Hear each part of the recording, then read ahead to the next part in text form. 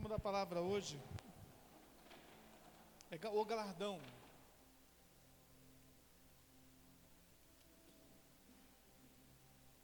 Todos nós almejamos o galardão.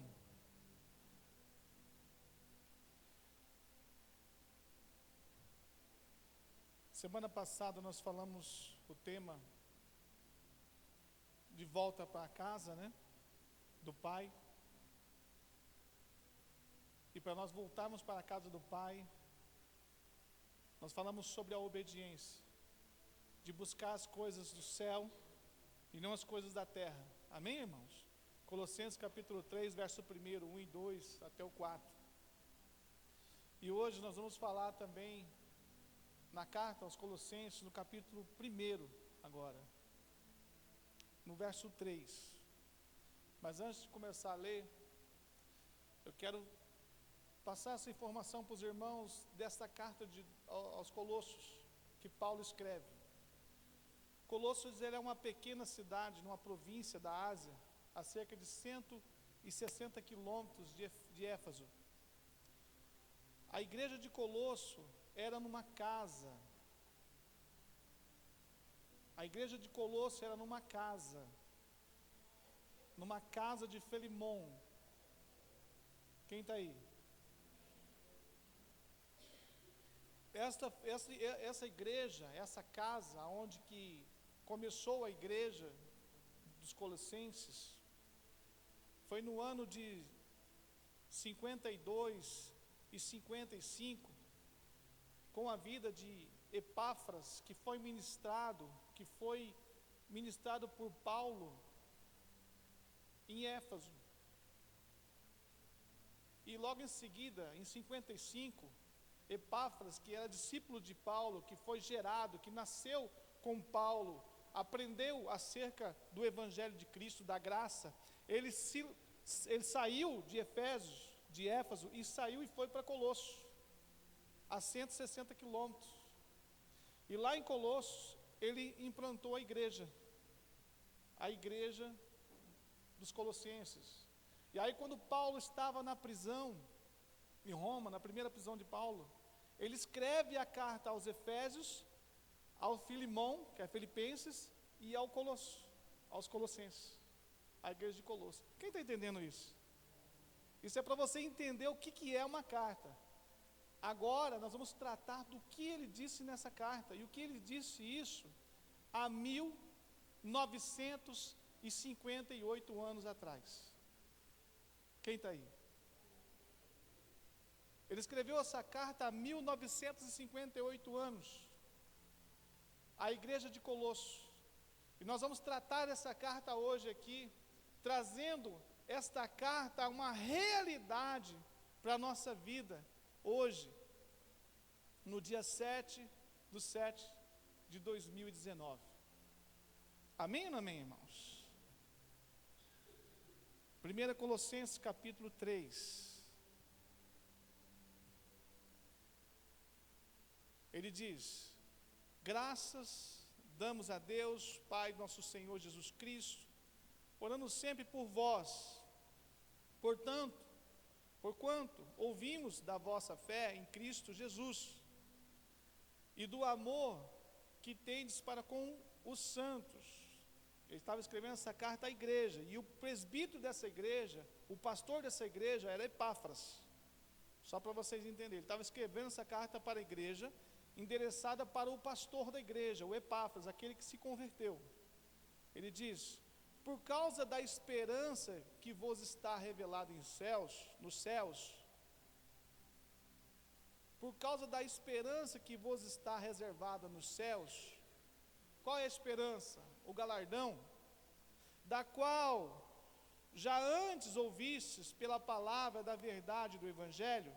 Ele já ouviu isso de Paulo, quando ele estava lá em Efésios, que já chegou a vós, como também já está em todo mundo, e já vai frutificando, como também entre vós, desde o dia em que ouvistes e conhecestes a graça de Deus em verdade. Amém ou não amém, irmãos? Até aqui. Segura nesse texto aí, não fecha não, Depois nós vamos prosseguir. Observe, irmãos, todos nós somos participantes dessa mesma fé pela graça. A mesma fé que Paulo estava falando aos Colossenses, nós somos participantes dessa mesma fé pela graça, que foi dada por intermédio de Cristo, para todo aquele que crê. Amém ou não amém? Nós também somos participantes, irmãos. No versículo 5 ali, Paulo fala aqui da esperança que nos está reservada nos céus, ou seja, do galardão. Nós temos a esperança do que nos está reservado, o galardão, a promessa do galardão, a recompensa das nossas obras, que o Senhor nos separou, que o Senhor preparou-nos para nós. Amém ou não amém, irmãos? E é essa esperança. Você imagina, 1958 anos, Paulo escreve, né, para Epáfras, para a igreja de Colosso, falando da esperança da fé, do galardão, da recompensa da graça. Você imagina, irmãos? E hoje nós estamos aqui com a mesma fé, com a esperança de que Cristo volte e dê a cada um segundo as suas obras. Ele vai distribuir segundo as nossas obras, as nossas recompensas, e essa é a nossa esperança. Mas se você não tem obra, o que você vai fazer sem obra, sem transformação, sem mudança? Não tem mudança, pastor, não tem transformação na sua vida, porque a obra, irmãos, ela começa em você e através de você. Eu tenho falado muito isso para os irmãos. Começa uma mudança, uma transformação, uma metamorfose, deixando o velho homem, matando a carne, primeiramente, e depois Deus usando o teu corpo, a tua boca pelo Espírito e conduzindo para mudar vidas de pessoas. Isso é fazer a obra. Isso aconteceu com Epáfras. Epáfras foi conduzido pelo Espírito Santo de Deus, por essa graça, por essa fé, para abrir uma igreja a 160 quilômetros de Éfeso, depois de ser ministrado, depois de ser discipulado por Paulo em Éfeso por 3 anos. E Paulo, cheio de alegria, ele fala dessa fé de Epáfras, ele fala deste amor de Epáfras para com os irmãos, e os irmãos na graça e na fé, na esperança do galardão que há de vir sobre aquele que persevera, aquele que crê, aquele que busca. Quem está tomando posse aí, irmãos? Essa palavra, ela é viva. A palavra de Deus, ela se renova a cada dia. Ela se renova, ela é viva. Ela está viva dentro de nós. É isso que nós temos que entender isso. Amém ou não amém, irmãos? No versículo 6, eu já falei. Então Paulo fala dessa esperança. Depois do julgamento, e quando vai vir essa esperança? Depois do julgamento de Cristo. Então, depois do julgamento de Cristo, do trono de Cristo, haverá o quê? A recompensa dos vencedores. Aí sim, nós vamos saber o que nós fizemos aqui na terra. Aquele que deu importância e aquele que não deu importância para as coisas de Deus. Amém, irmãos? Quem está aí, irmãos? A igreja de Colosso, observe isso, a igreja de Colosso, ela entendeu que a partir do dia que foi ministrado o Evangelho de Cristo para eles não cessaram de buscar e conhecer cada vez mais a graça de Deus e do Evangelho de Cristo. Eles não cessaram de buscar, eles não cessaram de estudar, de ter conhecimento, de buscar pela fé e pela obediência da graça e do amor de Cristo. A graça de Cristo está ligada a algo que nós não merecemos, que é o favor imerecido.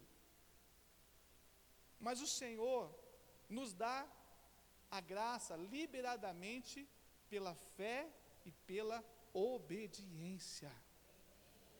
Amém ou não amém, irmãos? O poder da fé, irmãos, nos leva, o poder da fé nos leva para a graça. Mas o poder da fé e a obediência também abre portas para a graça e o favor de Deus na nossa vida, que muitas vezes você tem desperdiçado. Talvez você pense assim: eu estou na graça, então eu não preciso fazer isso, não preciso fazer aquilo. Mas eu vou te dar só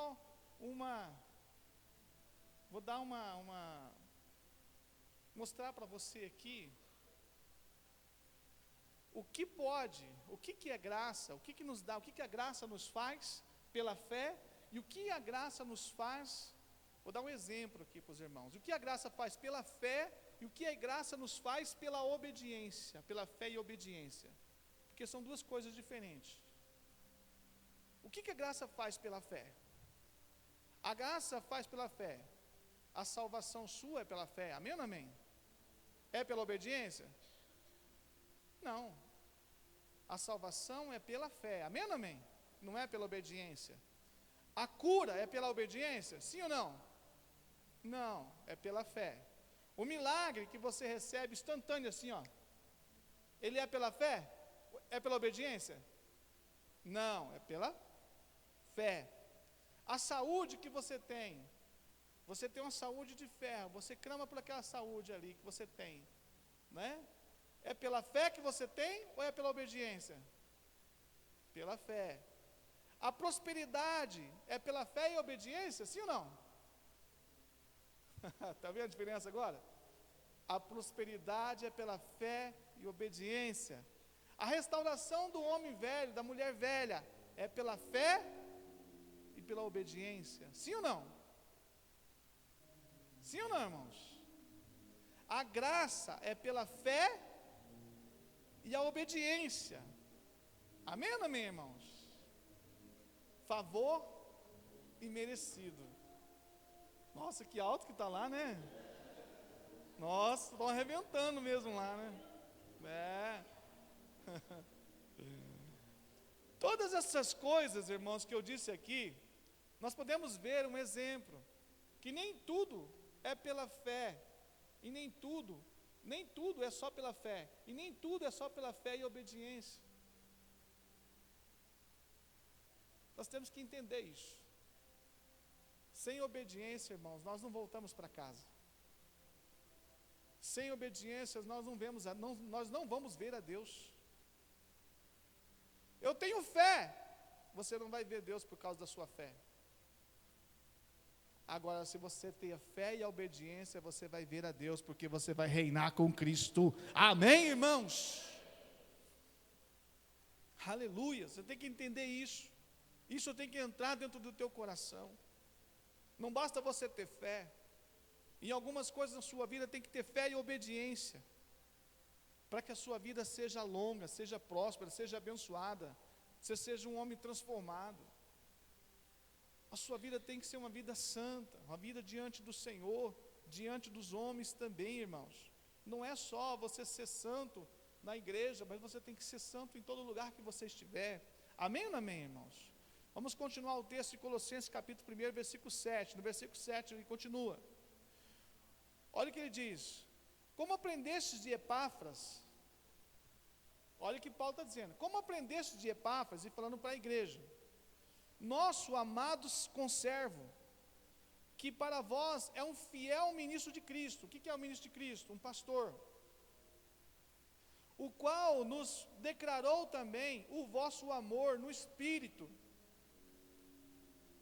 Por esta razão, nós também, desde o dia em que ouvimos, não cessamos de orar por vós e de pedir que sejas cheio do conhecimento da sua vontade, em toda a sabedoria e inteligência espiritual, para que possais andar dignamente diante do Senhor, agradando-lhe em tudo. Observe, irmãos, frutificando em toda boa obra, crescendo no conhecimento de Deus. Quem está entendendo aí, irmãos? Até aqui, os irmãos entenderam? Então quer dizer, para mim ser cheio do Espírito Santo de Deus, fazer o quê? E ter uma sabedoria, uma inteligência espiritual, então eu preciso ser o quê? Eu tenho que frutificar em toda boa obra, crescendo no conhecimento de Deus. Eu preciso frutificar. E frutificar fala de multiplicar. Fala de fazer discípulo. Talvez o seu ministério, irmãos, não está indo, porque você não tem frutificado. Nós precisamos frutificar. Nós precisamos fazer mais pessoas. A palavra, quando Deus dá uma ordem, quando Jesus dá uma ordem falando assim, ide, Ele não estava falando para você, ide se você quer, ide fazer discípulo. Ele estava dizendo assim, vai e faz discípulo. Eu estou te ordenando, vai sair daqui, vai fazer discípulo, vai pregar o evangelho, como Epáfras fez. Como Paulo discipulou Epáfras, ele saiu e foi pregar o evangelho, abrindo uma igreja na casa de Filemão. E ali começou a igreja de Colossos, a igreja de Colossenses, que ele escreve essa carta, falando cheio de alegria, de amor, de graça de Deus. Amém, irmãos? E é isso que nos edifica a nossa fé. É este amor, essa fé. E ele diz aqui no versículo 11, corroborados com toda a fortaleza, segundo a força da sua glória, em toda a paciência, longanimidade, com gozo e alegria, dando graças ao Pai, que nos fez idôneo, apto, competente para participar da herança dos santos na luz, o galardão. Irmãos, o Senhor chamou a igreja de Colossos, Paulo estava escrevendo, vocês estão aptos para participar da herança dos santos na luz, porque vocês têm buscado o Senhor com alegria, com amor, vocês têm buscado o Senhor com paciência, com longanimidade, com gozo. O que é longanimidade, irmãos? É ser longânimo. É diante da circunstância você não deixar, diante da circunstância você não desanimar. O ano tem 12 meses, são 54 semanas num ano. 54 semanas, acabou o ano. Nós já passamos mais da metade do ano. Eu quero te perguntar para você, quantas almas você ganhou para o Senhor este ano? Quantas almas você está discipulando para o Senhor este ano? Quantas almas você está treinando e preparando para discipular, para enviar, como Epáfras foi enviado? Porque a palavra diz e nos ensina que cada crente é um ministro, cada crente é um pastor, cada crente é um ministro. A palavra nos chama, a igreja, de agenciadores de Cristo, embaixadores de Cristo, embaixadores do reino de Deus. Vós sois embaixadores, representantes do reino de Deus aonde vocês estiverem. Quem que você representa? Quantas pessoas você tem ganhado para o Senhor nesse ano 2019? Quantas pessoas, quantas igrejas, a igreja que está sendo formada na sua casa, como foi formada na casa de Filemão, a igreja que está sendo formada na sua casa. Mas às vezes, irmãos, nós nos preocupamos com as despesas que nós temos na nossa casa, com as células, com o quebra-torto que é pesado, porque custa caro, porque altera o recurso do mês. Irmãos, nós temos que ter fé, buscar em Deus. Se você orar, irmãos, nunca vai te faltar nada, porque Deus é provedor de todas as coisas. Amém, irmãos? Não há de faltar o alimento da sua casa. Mas Filemão, ele não fechou a igreja, a célula na casa dele. Porque a sua célula é uma igreja, irmãos. A sua célula é uma igreja. É um povo que está ali. É um povo que está indo lá se alimentar de uma palavra. Está indo lá chorar, está indo lá buscar consolo, buscar amor, buscar conselho. É da sua célula. É da célula que você participa. Que Cristo está operando milagre. Que Cristo está operando na vida dessas pessoas. E nós vemos isso há 1958 anos atrás. E hoje está acontecendo na sua casa, uma igreja. Eu louvo a sua vida porque você tem uma igreja na sua casa. Eu louvo a sua vida porque você falou, a minha casa é uma igreja do Senhor, é a extensão da igreja do Senhor. A minha casa é a extensão da igreja do Senhor. Eu louvo a vida do Senhor. Você tem que ter alegria no seu coração por ser um ministro de Deus, por ser um chamado de Deus, porque o Senhor levantou. O Senhor levantou você como líder, o Senhor levantou você como Filemão, como dono de uma casa, como anfitrião, para fazer o quê? A obra dele, para pregar o Evangelho, para anunciar Cristo às nações, anunciar a graça de Deus. O que não pode acontecer?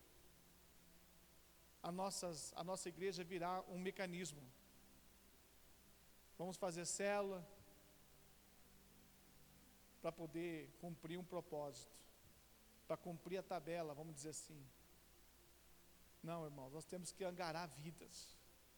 Nós temos que atormentar o inferno, sacar as pessoas que estão no inferno. Quantas pessoas estão morrendo sem Jesus, sem descer as águas, sem ser discipulado? Quantas pessoas, irmãos, estão fechando as células? Quantas pessoas aqui na igreja já fecharam as suas células? Quantas pessoas aqui, irmãos, fecharam as suas células? Irmãos, que o Senhor toque no seu coração hoje, e que você seja um agenciador de Cristo, que você não desista de Cristo, que você comece uma célula, que você possa abrir a sua casa para uma célula. Não sou eu que estou te pedindo, não sou eu que estou te falando, eu nem quero que você faça nada por mim, mas faça por Cristo, que está dentro de você. Porque a palavra diz que quem convence é o Espírito Santo de Deus. Não sou eu que vou ser cobrado. Não é eu que vou ser cobrado lá no tribunal de Cristo. São vocês. Eu estou fazendo aquilo que o Senhor me chamou para fazer. A igreja, acorda a igreja. A igreja dorme, um sono induzido. A igreja dorme, como se nada, como se a graça fosse a única coisa que tivesse que acontecer na sua vida. Você esquece que a graça e a obediência para algumas coisas servem, mas a fé sem obras, ela é morta. Amém ou não amém, irmãos? E a obra sem a fé também é morta. Então, irmãos, jamais você deve deixar de viver somente numa graça sem obediência. Jamais você deve viver na graça sem uma obediência. E qual que é a obediência? Jesus disse, ide e pregai o Evangelho, ide e fazei discípulo, pregai o Evangelho às nações, batizando, curando os enfermos, ressuscitando mortos. Semana passada eu falei sobre isso. E o Senhor tem me incomodado para falar para a igreja novamente. Eu não estou falando isso aqui para causar peso nos irmãos, mas é que os irmãos se sintam constrangidos por Cristo. Porque há 1958 anos, Paulo escreve essa carta aos Colossenses, a Colosso, a igreja de Colosso, dizendo deste amor, dessa graça. E sabe o que nós estamos fazendo? Estamos com os braços cruzados, esperando algo acontecer, Deus fazer alguma coisa. Observe, irmãos. Nós temos duas escolhas. Ou andamos na verdade do Evangelho, desfrutando do melhor de Deus, fazendo a sua vontade, para que recebamos o galardão espiritual que nos está reservado do milênio para os vencedores. São duas escolhas, essa é uma escolha. Qual é essa escolha que você está fazendo, se você quiser viver dessa forma? Qual é o seu galardão? Corpo glorificado, reinar sobre nações e cidade e desfrutar da herança de Cristo na glória. Essa é a recompensa dos vencedores. Amém ou amém? Um corpo glorificado, irmãos, imortalizado, eterno. Agora o outro caminho, qual que é o outro caminho? O outro caminho, você que não está fazendo a vontade de Deus, você só está na fé. Pastor, eu tenho fé, mas não está fazendo a vontade. Então quem não está fazendo a vontade de Deus e continua sendo disciplinado aqui na terra, vai continuar sendo disciplinado aqui na terra, deixando, de desfrutar das bênçãos que lhe foi proposto,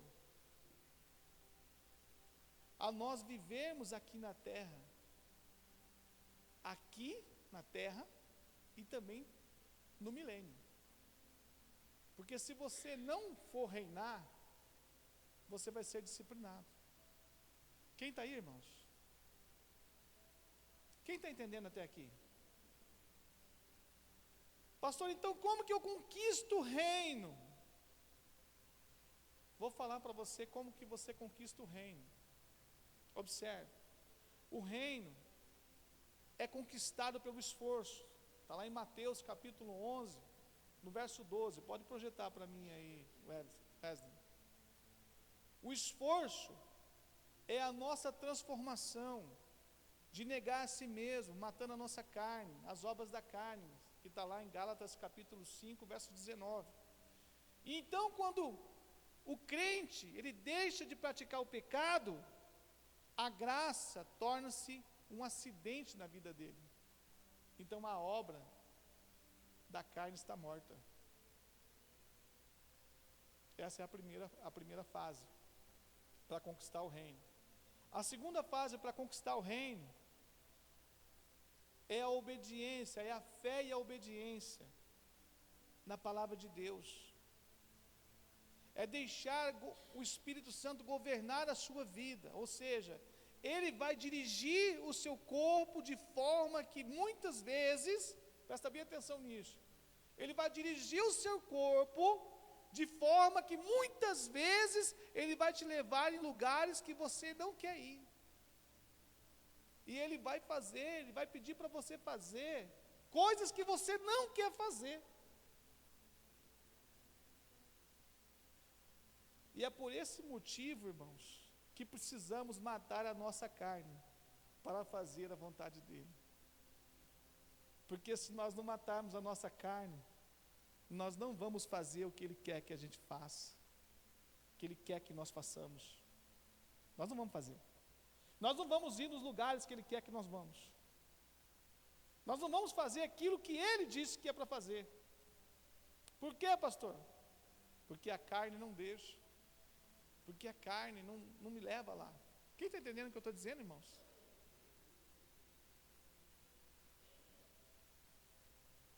Então, pastor, se eu estou deixando de fazer a vontade de Deus, eu sei o que o Espírito quer que eu faça. Eu sei que o Espírito quer que eu faça. E eu não faço. Isso quer dizer que você é um crente carnal.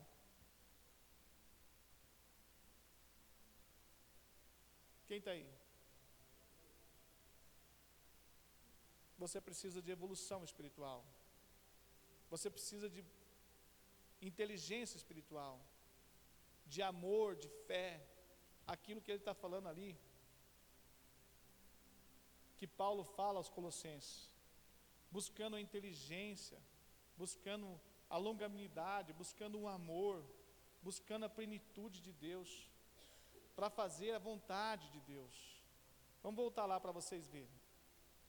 Olha o que diz aqui, no versículo Colossenses 1, no versículo 9. Por esta razão, projeta lá para nós, Colossenses 1, 9. Por esta razão, nós também, desde o dia em que ouvimos, não cessamos de orar por vós, e de pedir que sejais cheio do conhecimento da vontade e de toda sabedoria e inteligência espiritual. Quem está entendendo agora? Para que possais, versículo 10, andar dignamente diante do Senhor, agradando-lhe em tudo. Agradando quem? O Senhor. Em tudo, frutificando, multiplicando pessoas em toda boa obra na vida das pessoas, na sua e na vida das pessoas, e crescendo no conhecimento de Deus, corroborados em toda fortaleza, segundo a força da sua glória, em toda paciência e longanimidade, com gozo e alegria. Amém ou não amém, irmãos? É preciso nós entendermos isso. Você precisa fazer discípulo. O louvor precisa ter discípulo. O Fred tem que ter discípulo. A Dani tem que ter discípulo. O João tem que ter discípulo. Gilberto tem que ter discípulo. O líder tem que ter um discípulo. O líder tem que ter um discípulo. Tem que ter membro. O pastor tem que ter discípulo. Nós temos que ter discípulo. Por quê? Porque na falta do pastor, tem um discípulo para assumir. Na falta do músico, tem alguém para tocar no lugar dele. Na falta de Epáfras, vai ter um discípulo que vai assumir a igreja. Sim ou não? Quem está entendendo, irmãos? A igreja de Cristo, ela não fecha. A igreja de Cristo não para. A sua igreja, a sua célula não fecha. Ela não para, ela multiplica. Você precisa ter discípulo. Se você não tem discípulo, você não está fazendo a obra de Cristo. É preciso ter discípulo. É preciso gerar vidas, gerar pastores. Pastor gera pastor. Líder gera líder. Ovelha gera ovelha. Anfitrião gera anfitrião. Nós precisamos entender isso. Discipulador gera discipulador. Nós temos que buscar essa fé, esse compromisso com o Senhor, irmãos. Nós não temos que ter só o conhecimento da palavra, mas entender o que Paulo estava dizendo para a igreja de Colosso.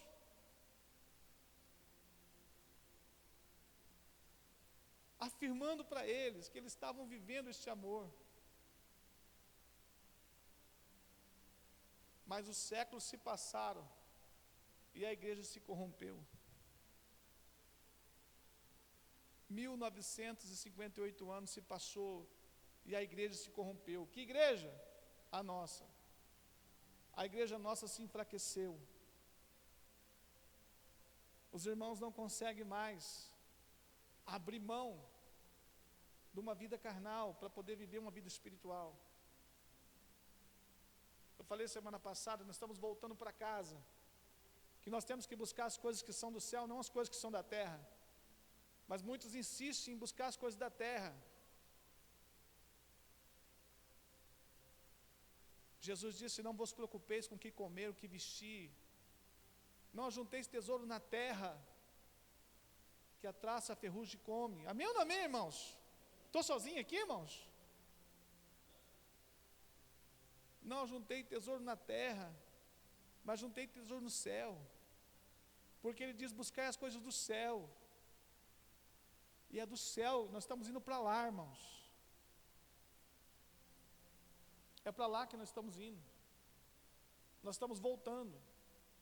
E entenda, você tem que preparar para voltar. Eu estava meditando essa semana em casa, e o Senhor falou para mim: se prepara para voltar. A cada dia se prepara para voltar. A minha mulher falou para mim hoje, falou: amor, esqueceu de comprar um remédio de pressão? Eu falei: esqueci. Ela falou: se morrer eu vou casar de novo, amém. Eu quero voltar para casa. Lá eu não vou precisar tomar remédio de pressão. Estou me preparando para isso. O Senhor falou para mim essa semana: se prepara para voltar para casa. Eu estou voltando. Eu estou voltando. O Senhor pode voltar hoje, pode voltar amanhã, pode voltar daqui um mês, pode voltar daqui 10 anos. O Senhor pode voltar daqui 40 anos. Ele pode voltar a qualquer momento. Só que a igreja não está preocupada em voltar para casa. Quem está aí, irmãos? Estão entendendo, pelo amor de Deus? Os irmãos precisam entender isso. Tem que entrar no coração. Aí você vai falar assim: pastor, mas eu não comprei meu carro ainda. Eu não comprei minha casa própria. Pastor, mas eu não tenho nenhum filho ainda, pastor. Pastor, mas eu não tenho nem o meu negócio próprio ainda. Não buscai as coisas que são da terra, mas buscai as coisas que são do céu. Amém ou não amém? Você tem que sentar com a sua família na mesa, irmãos, e colocar a Bíblia e ler com os seus filhos, e falar da volta de Cristo. Falar que Cristo está voltando. E que não importa, irmãos, eles podem ganhar hoje aqui. Que adianta o homem ganhar o mundo inteiro, a Bíblia diz, e perder a sua vida, e perder a sua alma. Perder a sua alma, ele não está falando que você vai para o inferno, você que é crente. Eu falei aqui na maturidade sobre isso. Perder a sua alma não quer dizer que você vai para o inferno nesse texto. Ele está dizendo isso. Ele está falando para você que você vai perder o reino, e a sua alma vai ser disciplinada no milênio, até que você tenha cumprido todo o propósito de Deus e feito a vontade de Cristo. Porque você só tem duas oportunidades: ou faz a vontade dele aqui, pela graça, pelo amor de Deus, com fé, com obediência, ou você vai fazer a mesma coisa do milênio, mas com vara de ferro, sendo disciplinado, com dor, com sofrimento. Não haverá luz, só vai ter luz em Israel. Durante 1000 anos não haverá luz. A Bíblia fala de trevas exteriores, ranger de dentes. Quem sabe disso, irmãos? Quem já leu na Bíblia? É isso. Entendam que isso é disciplina, e que se não houver fé e obediência, não tem como voltar para casa. E o tempo está se passando. E o Senhor mandou dizer para o Lucas: o meu relógio está marcado com o seu. Estou acertando o horário com você, ele disse. Ele mandou te entregar aquele presente dizendo assim, ele mandou te dar um relógio. Está ali, vou te entregar. Ele disse: dá o relógio para ele e fala que eu estou acertando o meu horário com o dele.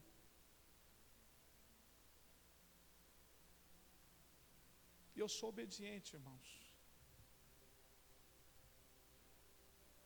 O horário está acertado. Deus não falou para mim, irmãos, mas se Deus falasse para mim acertar o horário com ele, que ele está acertando o horário com ele, irmão, eu ia chorar pouco. Eu ia acelerar.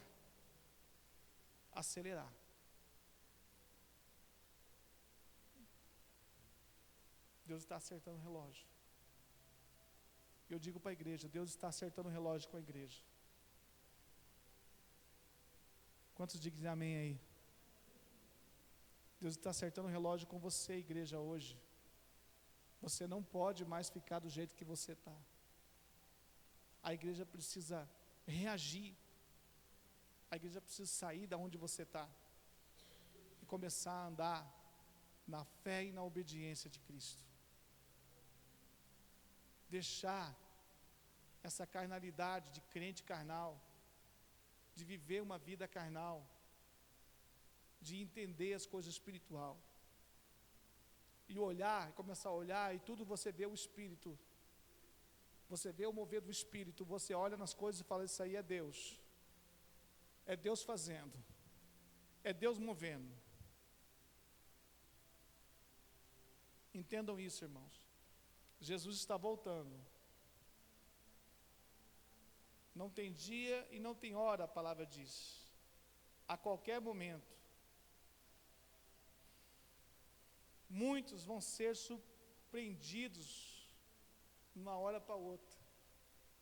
Muitos vão chegar diante do tribunal de Cristo e vão chegar lá e vão ser surpreendidos. Vai comigo lá, Mateus capítulo 7, versículo 22, abre aí. Muitos vão se surpreender naquele dia. Não estou aqui te assustando. Eu estou aqui dizendo para você, acorda. O Senhor te chamou para ser a diferença. O Senhor te chamou para mudar a história, para você ser um ministro de Cristo. Mateus capítulo 7, verso 22, diz assim: muitos me dirão naquele dia, Senhor, Senhor, não profetizamos nós no Teu nome? E em Teu nome não expulsamos demônio? E em Teu nome fizemos muitas maravilhas? E então eu lhe direi, Jesus disse, abertamente.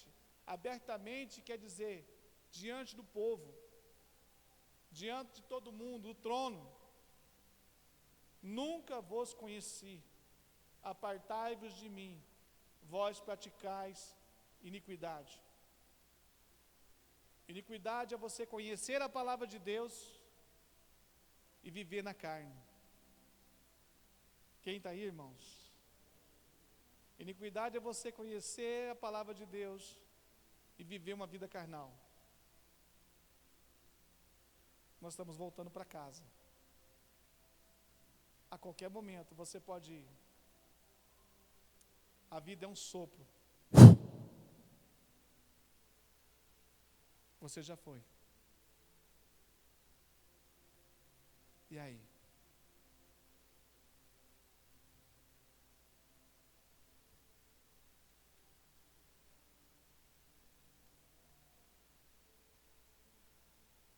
Abra comigo lá, Evangelho de Lucas, capítulo 12, verso 47.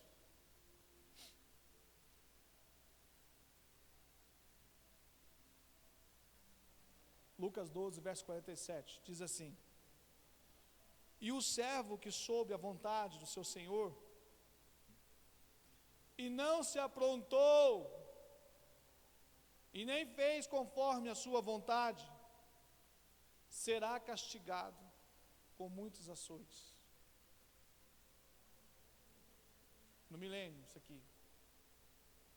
Isso aqui é no milênio.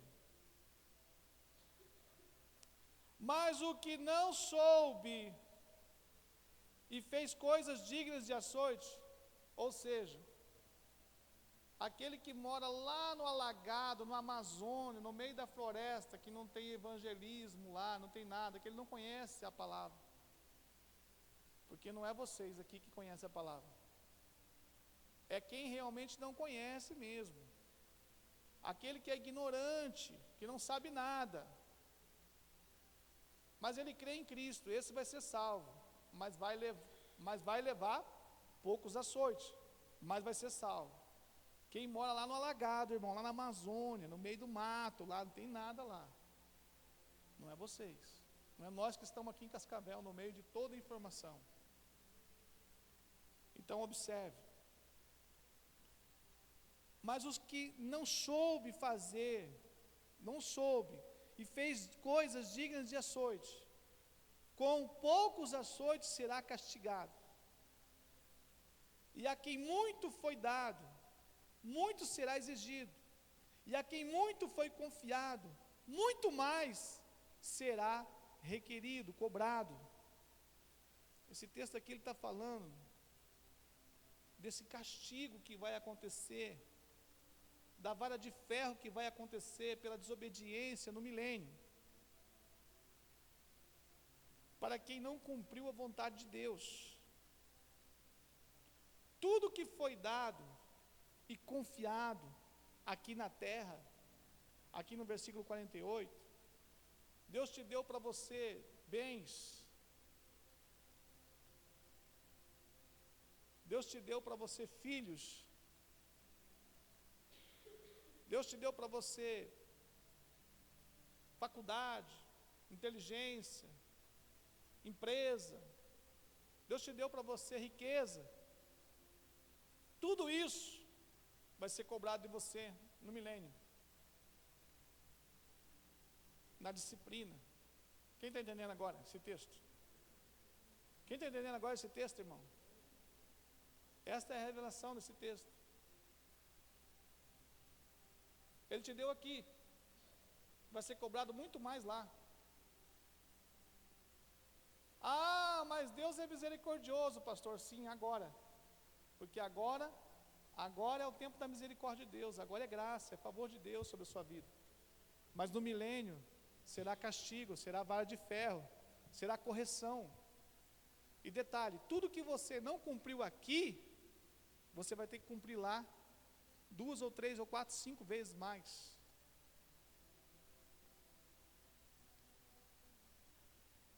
Sabe aquela prova que você já fez na escola? Que você faz e aí você reprova, tira uma nota baixa, aí você tem que fazer outra, não é? Recuperação. Aí você pensa que a recuperação é mais fácil, é mais difícil ainda, não é? É mais difícil ainda a recuperação. Assim vai ser no milênio. Você está aqui numa prova, você está achando difícil, você está na graça, no amor, Jesus te ama, Ele tem abençoado. É só você ter fé e obediência à palavra de Deus. Ele diz assim: se guardares os meus mandamentos e cuidar de guardar todos os meus mandamentos, olha só, e ouvir a minha voz, não é para você cumprir não, é para você guardar só. Todas as bênçãos correrão e te alcançarão, irmãos. Olha só, o que nós precisamos fazer? Ter fé e obediência. Mas muitos de nós precisamos o quê? O que nós preferimos? Fazer outra prova. E a outra prova vai ser no milênio. Nós estamos fazendo uma prova agora. Esse período de 70, 80 anos que nós estamos passando aqui pela terra, que eu falei semana passada, que é um período que a Bíblia diz de 70 a 80 anos, o resto é enfado, não é isso, pastora? O resto é enfado, você pode viver até 100 anos, mas daí já é cansaço, já é enfado. Mas até 70, 80 anos, você vai viver bem. Mas acima de sair, já é enfado, é cansaço. Você não fez nada. Talvez o Senhor te chama você com 25 anos, como chamou agora o Fernando com 24, é isso? 28? Chamou o Fernando com 28 anos. Fernando, irmãos, é o Fernando que está congregando com nós aqui. O Senhor chamou ele. Chamou ele com 28 anos. E as obras que ele tem para apresentar diante de Deus? Só ele e o Senhor sabe.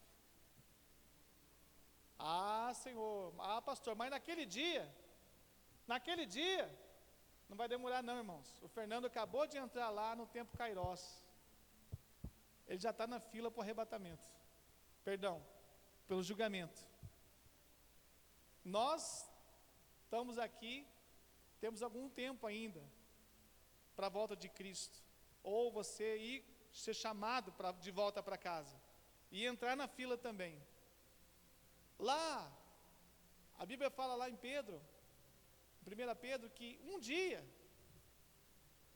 lá no tempo Kairos, aqui para nós é 1000 anos. É 1000 anos. Então, quando você é recolhido aqui, que o Senhor te chama, Ele leva para o tempo dele. E lá, já está no início do terceiro dia. E a Bíblia diz que Jesus voltaria no início do terceiro dia. Então, o julgamento é daqui a pouquinho. Quem está aí, irmãos? Não dá tempo mais de esperar, irmãos. Você precisa, quem não desceu as águas, desce as águas. Quem não fez a obra, faz a obra. Quem não abriu célula, abre célula. Quem não fez a obra ainda, faça. Pregue o Evangelho. Faça alguma coisa. Mas não fique parado. Faça com amor, com dedicação. Faça como Epáfras. Faça como Filemão, abrindo a sua casa.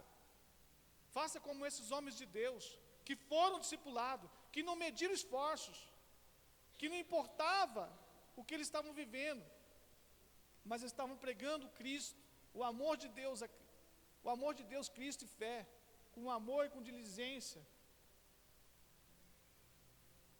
tendo fé, irmãos.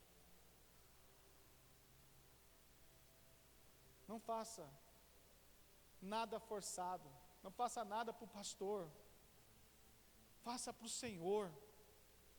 Não faça nada para mostrar para a igreja que você tem uma célula, mas faça para o Senhor, porque isso daí não vai valer nada diante de Deus, irmãos. Você não faz nada para o homem, mas faça para Cristo, de verdade. Você precisa entender isso. Volta o teu coração para o Senhor, seja mais espiritual. Deixa de ser um crente carnal.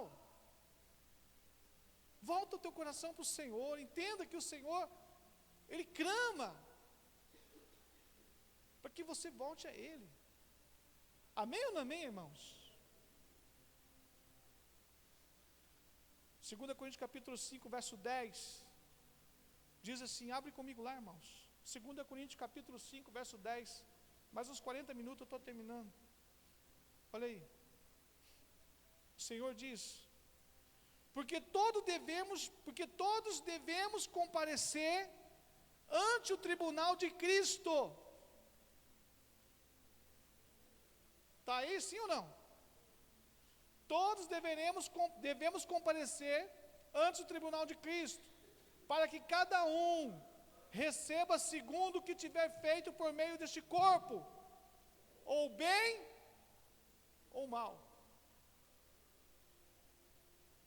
Amém ou não amém, irmãos? O que você fez? Coisas boas? Coisas más? O Ministério do Louvor pode subir.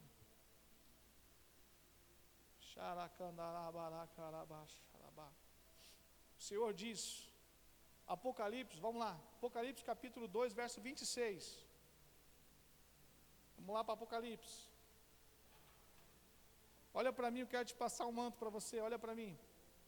A palavra Apocalipse quer dizer revelação. Apocalipse não quer dizer final dos tempos, não sei o quê. Não, a palavra de Apocalipse quer dizer revelação. Agora, na revelação está o final dos tempos. Tem muita gente que associa Apocalipse com destruição, com tudo. Sim, mas não é isso que quer dizer.